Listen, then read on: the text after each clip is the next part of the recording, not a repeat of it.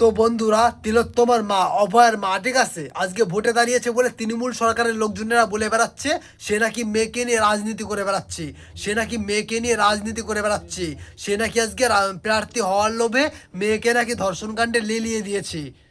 অভয়ের মানে কি লোভী মানুষ, অভয়ের মা তিলোত্তমার মানে কি লোভী, টাকা পয়সা অর্থের লোভে সে নাকি আজকে রাজনীতিতে প্রবেশ করেছে।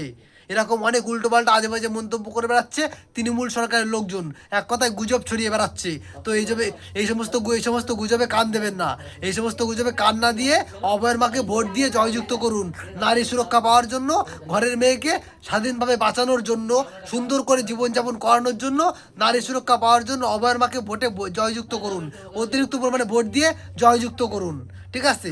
ওই যে তৃণমূল সরকারের লোকজন বলে বেড়াচ্ছে অভয়ের মা লোভী, অভয়ের মা টাকা পয়সা অর্থের লোভে রাজনীতিতে প্রবেশ করেছে, মেয়েকে নিয়ে রাজনীতি করে বেড়াচ্ছে, এই সমস্ত গুজবে কান দেবেন না। অতিরিক্ত পরিমাণে ভোট দিন অভয়ের মাকে, তিলোত্তমার মাকে অতিরিক্ত পরিমাণে ভোট দিয়ে জয়যুক্ত করুন। তাহলে আপনার ঘরে মেয়েও সুরক্ষা পাবে। আর এই অভয়ের মা কিন্তু নারী সুরক্ষা দেওয়ার জন্য নিজের মেয়ের মতো অন্য মেয়ের জীবনে যেন না ঘটে, অন্য মেয়েকেও যেন ধর্ষণ হতে না হয়, অন্য মেয়েকেও যেন ধর্ষণ হওয়ার পরে হত্যা করে না মেরে দেয়, তার জন্য নারী সুরক্ষার জন্য, নারীকে স্বাধীনভাবে বাঁচানোর জন্য, নারীকে সুরক্ষা দেওয়ার জন্য সে আজকে বিজেপিতে যোগদান করেছে। তাই অভয়ের মাকে অতিরিক্ত পরিমাণে ভোট দিয়ে জয়যুক্ত করুন।